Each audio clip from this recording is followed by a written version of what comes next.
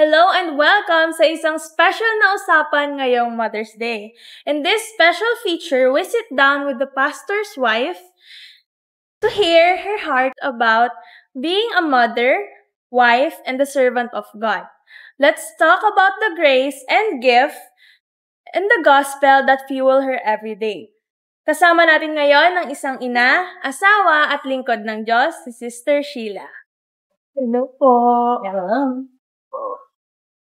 Hi, Hello Gia. po. Hi, Ethan. So glad to be here.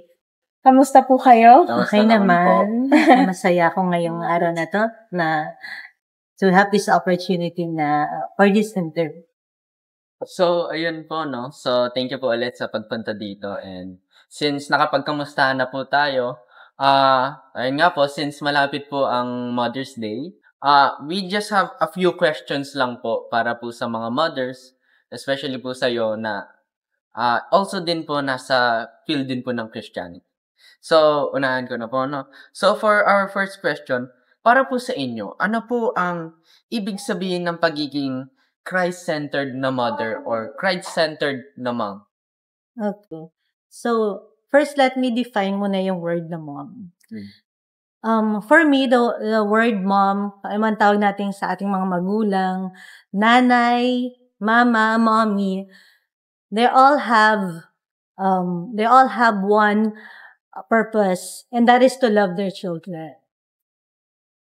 For me, being a mom, nung naging nanay ako, parang akong pumunta sa a different kind of stage. Alam niyo yung kasabihan ng mga nanay natin, malalaman mo yan pag naging nanay ka na. Parang, eto na pala. Alam ko na ang sinasabi ng nanay ko. Alam ko na yung sinasabi ng kasabihan na yun. Kasi once you're a mother, magkakaroon ng part of you na mag-open up ka into another stage. Like, I've been a teacher for about 15 years. Yung mga students ko, I love them. Pero, nung naging mother ako, parang mas iba pala yung pagmamahal nung naging nanay ako doon sa mga estudyante ko na parang minamahal ko na sila bilang anak. Kasi na-experience ko na yung pagiging nanay na dati, hindi ko siya, naiintindihan ko siya, but personally, hindi mo mag-grasp. Kasi parang once na nag-conceive ka, on my experience, nung once na nag-conceive ako, parang alam mo yung binibigay ng Lord yung mga kailangan mo as a mom, especially yung ganong klaseng pagmamahal, the unconditional love. So, going back, ano ibig sabihin ng Christ-centered mom? So, besides na gusto nating mahalin yung mga anak natin with the unconditional love, we want to be a good mom. A good mom na you want to provide lahat ng kailangan ng anak mo, you want to be there as much as possible. Pero kasi ibang level yung Christ-centered mom. Parang yung goal na ng kaming mga magulang, mga nanay, was to want to be a good mom. Pero when you say the Christ-centered mom, ibig sabihin, you want to train your child, as Proverbs 22 says, train up the child the way that he should go, so when he is old, he will not depart from it. So, being a Christ-centered mom, you want to train your child dun sa prinsipyo ng Biblia. Maipapakilala mo ang Panginoon sa buhay mo, sa how to model your faith. Parang example po sa kanila. Yes, you live by example. If you want our son to be prayerful, then sa bahay nagiging prayerful kami. So I'm glad na at his young age, we praise God na he knows how to pray kasi every time we pray. So through the example that we show kaming mag-asawa ay nakikita niya how to pray. So, with that, natututo siya. And then, we bring him to church. And then, we tell him mga Bible stories through the books.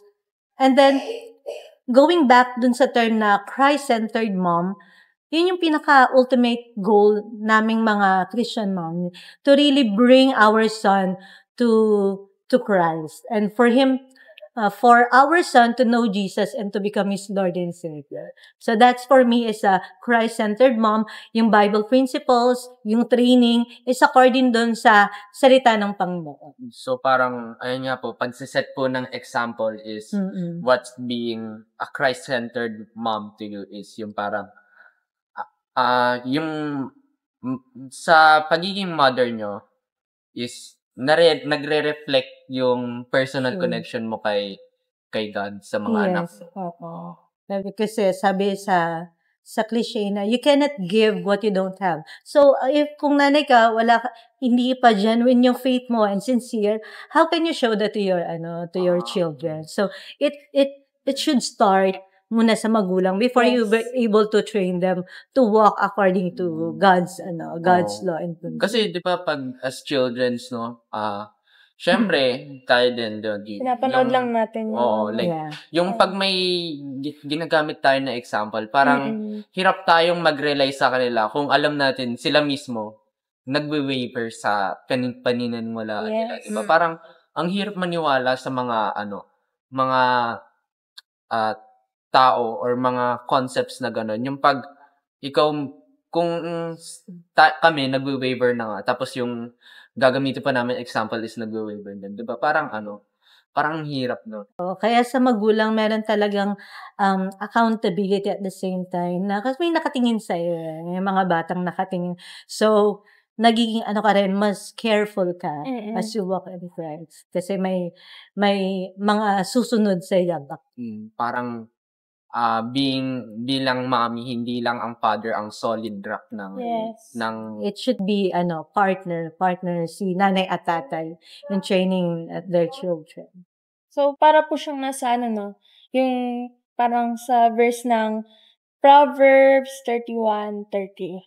Sabi po doon, charm is deceptive and beauty is fleeting, but a woman who fears the Lord is to be praised. So, ang ibig pong sabihin lang noon is, yung physical charm po natin and yung beauty po natin, ayun nga po, yung physical beauty po natin, temporary lang po lahat ng yun. And, pwede po siyang maging misleading sa kung ano yung tunay na character ng isang tao. Yes. So, ayun po, what truly matters and last is a woman who fears, respects, and trusts in the Lord. In short, outer beauty fades, but woman who honors and reverences the Lord is lasting worth.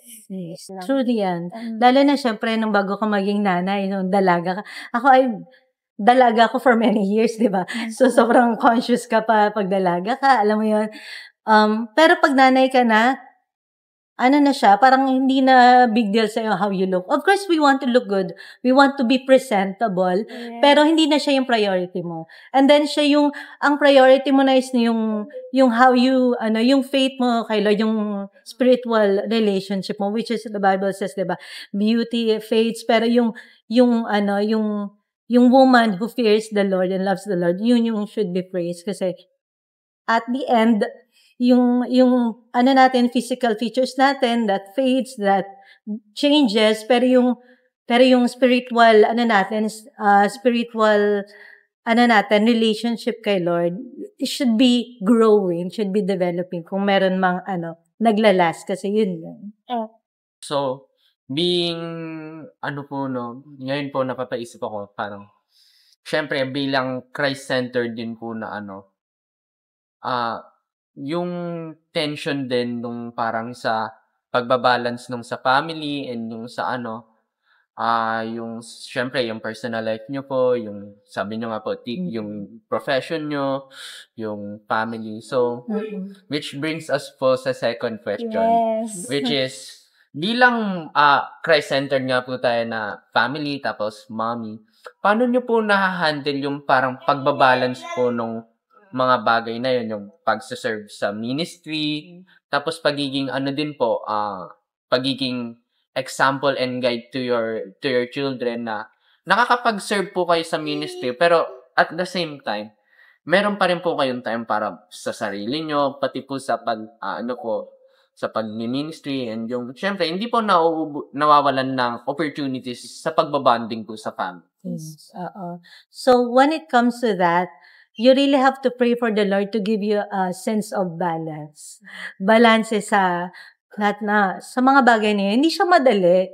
When you want to say, you have to balance your work, your family, your ministry. Pero, meron ka rin dapat i-prioritize. So, pagdating doon, Me, I believe that my family is my priority because my family is my first ministry. So with that, ang ano talaga namin, ang inuuna namin yung pamilya. You give time first to your family, especially yung anak namin bata pa siya, so we want to give more time with him. Kasi sabi sa 1 Corinthians, diba? If someone cannot handle his own household, how can he manage the church of God? So, isa sa yung mga qualities ng lingkod ng Panginoon ay may pagmamahal una sa pamilya. Kasi pag ano mo yung pamilya mo maayos, puno ng pagmamahal, okay naman sila, then parang mas at peace ka to minister to others. And when it comes naman to work, kapag work, ang prinsipyo ko, pag work, focus on your work. When you're at home, focus at home. So, kapag nasa trabaho ka, tapusin mo lahat yan. Para pag uwi mo, you have time na with your family. So, pag Sunday naman, and then other ministry, we go together as family. We minister together. So, parang magkaroon tayo ng sense of balance na hindi all the time, dito lang tayo, hindi all the time. Parang we have to ask wisdom from the Lord kung paano talaga babalansin. Lalo na lahat naman kasi yan importante. Uunahin lang natin yung mas pinaka-importante, then it will all fall. Grabe po yun. Kasi, ngayon din po, as a youth, parang nare-realize ko na din po yung burden nung parang madami ka nang hinahandle sa buhay.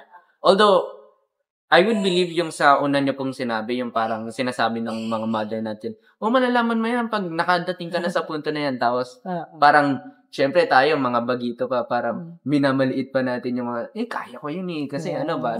Pero pag dumating ka na dun sa point na yun, parang dun ka na talaga tatamaan nung parang, wow, grabe yung... When the reality strikes, doon mo makikita, ay, totoo pala ang sabi ni nanay. Siya. Kasi po, para sa akin, although hindi pa po ako parent, medyo nakaka-relate ako dun yung parang bigla ka maninibago sa pag tumatanda ka. Like, yung para sa akin, yung transition from grade 8, grade 9, tas 10, parang, siya, yung hit niya dun sa pagiging busy ng buhay ko. Parang, grabe siya. Grabe yung impact niya. So, parang napapaisip ko, what more pa kaya kung diba? Kung transition dun sa parents. Kasi, sa akin pa lang yung transition dun sa pagiging grade 10 and ngayon, papunta na po sa parang, ang bigat na po talaga yung parang, di mo talaga mamaliliit yung mga sinasabi ng mga parents natin. Which is actually, you as youth, that is your training ground on how to handle things, how to handle yung mga priorities ninyo. Kasi when you are in a different stage of your life, mas dadami na siya. Pero if right now, like your age, you're trying to balance as much as you can, alam mo yon. So you are actually having this skill na. Now, when the time comes na from youth and then transition ka into different stages of your life, slowly, you're learning yung mga skills na yon. Then eventually, when the time comes that the Lord sends you into that stage of your life, He has this grace upon you na you'll be able to do that not on your own strength, but with the strength of God. So, ayun nga po, no? Proceed na po tayo sa next question natin. Question number 3. Ano sa tingin mo po ang isa sa biggest lies na pinapaniwalaan ng moms today? And paano ito sinasagot ng gospel? One of the biggest lies, number 1, yung parenting style na one size fits all.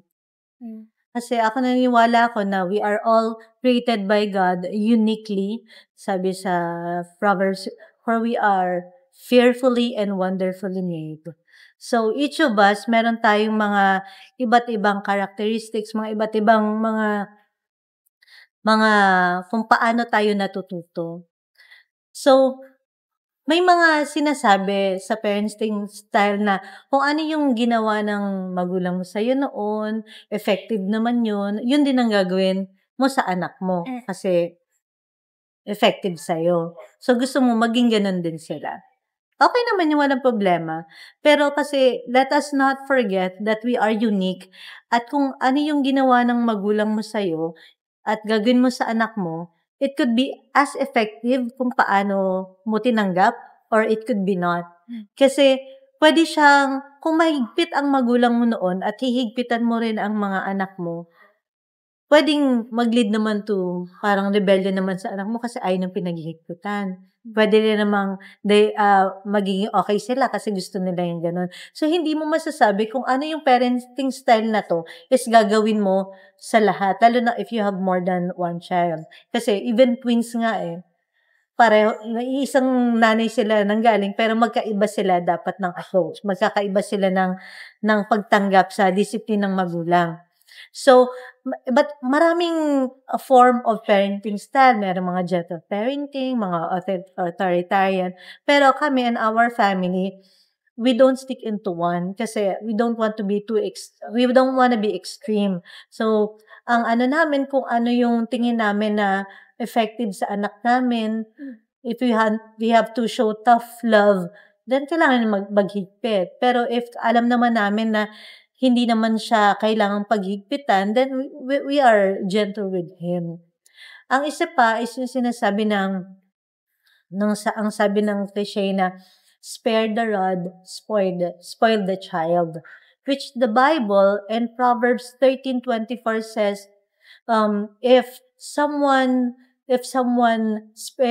whoever spares the rod hates the children. But if you love your children, be careful. There's the word careful in disciplining them. This is a big debate ang pagdating sa pagpapalo. Ako personally napalo ako. So, Masakit, di ba, mapalo? Parang dun po nag-i-spark up yung parang conversation na parang kung ikaw pinalo, papaluin mo ba yung ano? Oo, yun. So, yung parang, yung tabu na parang, pinalo ako ng magulang ko, binugbog ako, dapat bubugbog. Ganon din yung pagiging parenting. Which is debatable ang pagpapalo kasi may mga parents na hindi naniniwala sa palo, meron din namang naniniwala sa ganon. Pero in our family, our principle is, it depends upon the action. Kasi the Bible says, be careful in disciplining them. So, we have to know our children first. We have to know our son first. Kasi before, napapalo talaga namin siya. Kasi yun yung kinagisnan Pag pinalo ka, matututo ka dyan. But then the Lord, we have this paradigm shift na pinakita ng Lord, not all the time papaluin mo yung bata. Kasi hindi siya yung klase ng bata na lalo na kung hindi naman mabigat yung ginawa niya, hindi mo siya kailangan paluin. Yung pala, mas nakukuha siya sa pakiusapan, mas nakukuha siya sa explanation, sa ganun.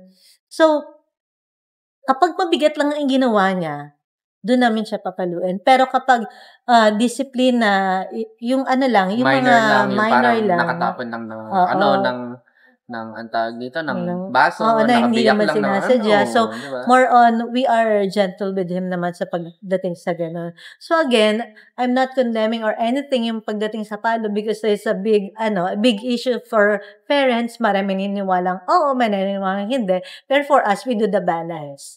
So, kasi, ang paniniwala ko naman sa palo, kasi pag lumaki ka, nung napalo ako, ang nag-stick sa akin yung sakit. So, kapag alam ko, pag nagkamali ako, masasaktan ako. So, yun yung parang in-inculcate sa akin ng palo. But, on the other hand, we have to be careful sa pagpapalo kasi pwede namang maging abusive.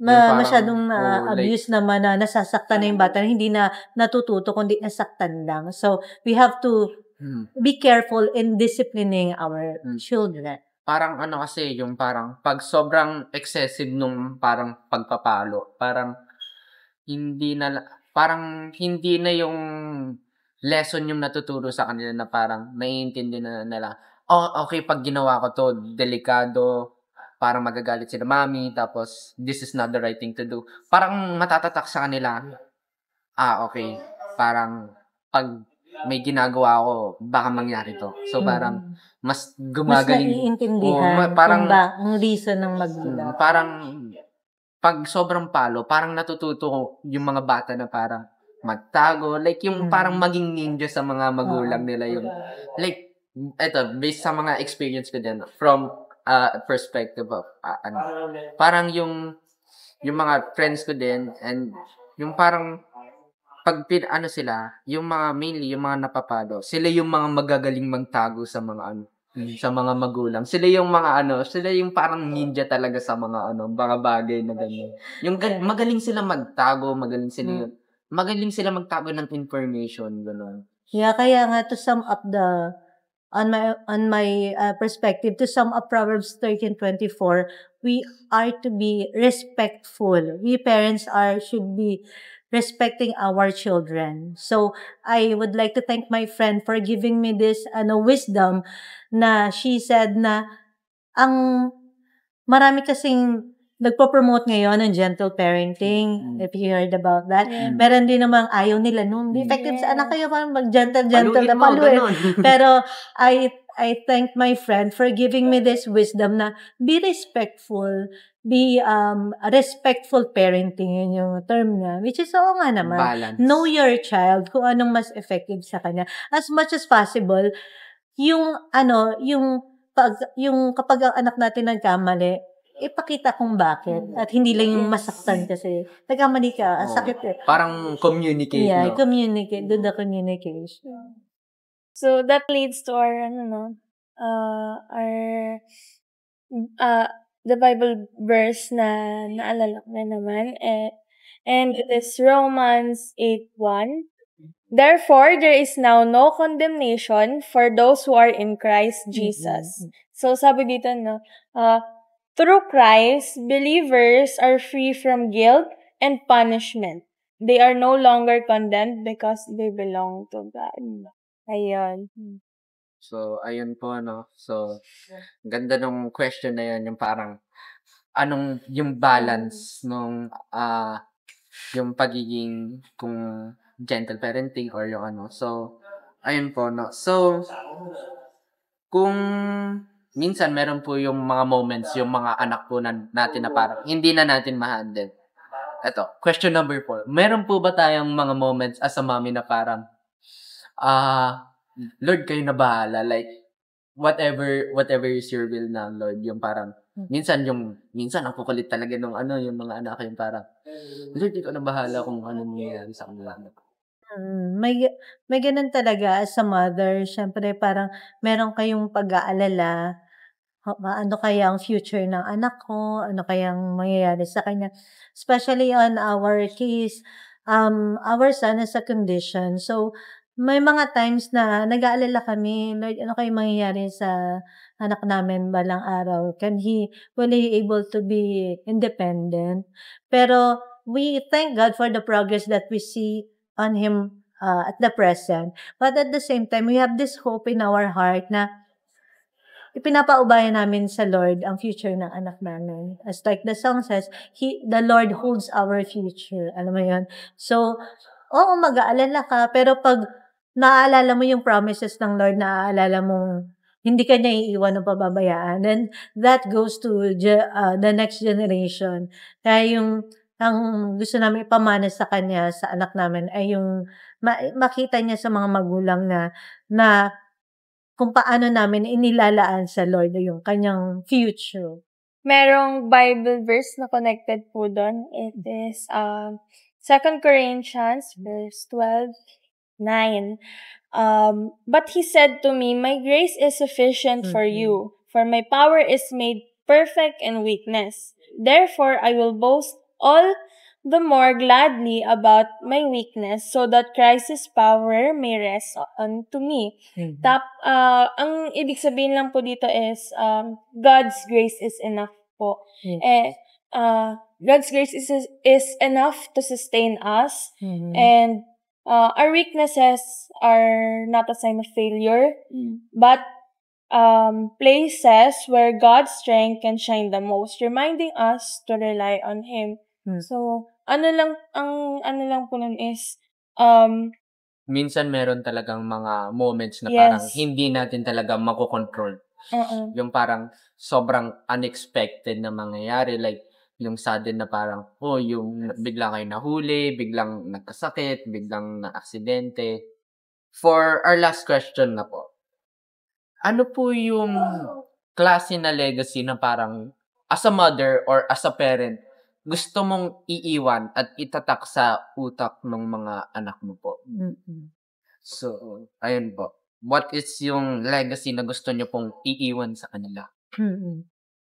Yung gusto namin iwan na legacy sa anak namin is yung makita niya na yung kanyang mga magulang ay mga lingkod ng Panginoon. At at the same time, kung pag-uusapan naman natin ng so syempre kami, we want to give him a good future as much as we can. Yung mga material things, yung mga kailangan niya balang araw. Pero far more than that, kasi may ganun talaga, you want to provide for your child as a mother. Pero far more than that, ang gusto naming iwanan sa kanyang legacy is yung makita niya ang biyaya ng Lord. Makita niya yung pag-ibig God's ng providence, Lord oo. sa kanya. Ang pinaka ultimate happiness ko is yung malaman ko na he loves the Lord and he is giving his life to the Lord and to serve him with all his heart. Hindi dahil sinabi ni nanay at tatay, kundi dahil personal niyang relasyon sa kanya. But rather because he learned it from you. Yes. So, ayun no, yung para din sa akin, if ever ako magkakaanak,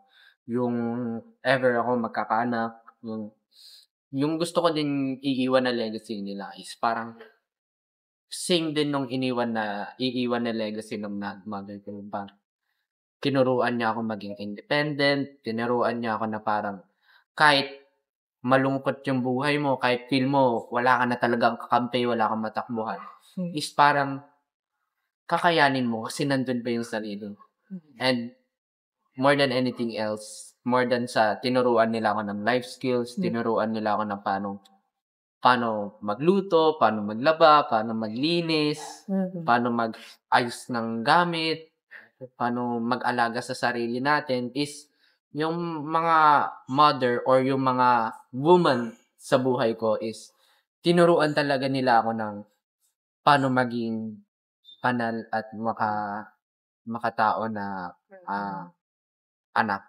So parang I have huge respect to talaga sa mga mothers and mga babae na sa buhay ko kasi more than that, tinuruan din nila ako na parang paano magmahal ng isang babae. Yeah. So yung ang isa sa mga gusto kasi ng magulang, maging holistic din ba yung mga anak natin. So he has this yung marunong makisama, makitao, pero at the same time, yung you have this intimate relationship with God, at the same time, mapagmahal sa magulang. Alam mo yun yung mga gusto mo para sa anak mo. And then, yung legacy na gusto din namin iwan, yung pagmamahal namin bilang pamilya, yung pagmamahal sa loob ng pamilya, na sana when he has his own family, maging mapagmahal din siya, katulad ng pagmamahal na naramdaman niya sa family. Grabe, sobrang connected niya po sa Bible verse ng 3 John chapter 1 verses 3 to 4. Sabi dito, "It gave me great joy when some believers came and testified about your faithfulness to the truth, telling how you continue to walk in it. I have no greater joy than to hear that my children are walking in the truth." So, napakagandang verse nito. Kasi dito sa verse, in-state talaga dito na, sabi ni Lord na, I have no greater joy than to hear that my children are walking in the truth.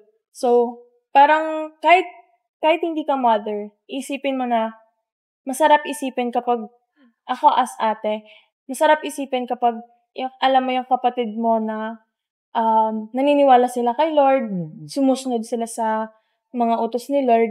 So, what more kaya sa mother na makita yung anak niya. Yes. Christ-centered na mother na ang sarap isipin na yung anak mo naglilingkod sa bahay ni Lord. Ayun lang naman po. Yung parang feeling na parang may ginaguide kayo sa na tao sa tamang As a friend din, syempre, minsan nagbibigay ako ng mga advice, ganun. parang nararamdaman ko din yung mga nararamdaman ng parents pag nakikita nila yung mga anak nila nasa tamang daan. Kasi, syempre, malaking ligaya yun na, Yes. tignan mo yung anak ko, Oo. parang nasa tamang daan Mm-mm. siya, nasa Oo. tamang, Hindi lang dahil nakatapos na pag-aaral, na Mm. ibigay mo provision mo. Pero alam mo, yung buhay niya maayos kasi he's walking in the, Mm-mm. walking dun sa prinsipyo ng Panginoon. So, ayun lang, no? To all the mothers walking in faith, your labor is not in vain. You are raising the world changers, truth bearers, and grace receivers. So, before we end po ang ating video for today, meron lang po kami isang token of appreciation para po sa inyo. Thank you so much po. Thank you so much Thank po. you. Thanks for, participating. Happy Mother's Day. Happy You are Mother's seen, Day. loved, and deeply cherished. Yun po. Yeah. Thank you so much po. Thank Thank you so much po. Bye-bye po. Bye-bye.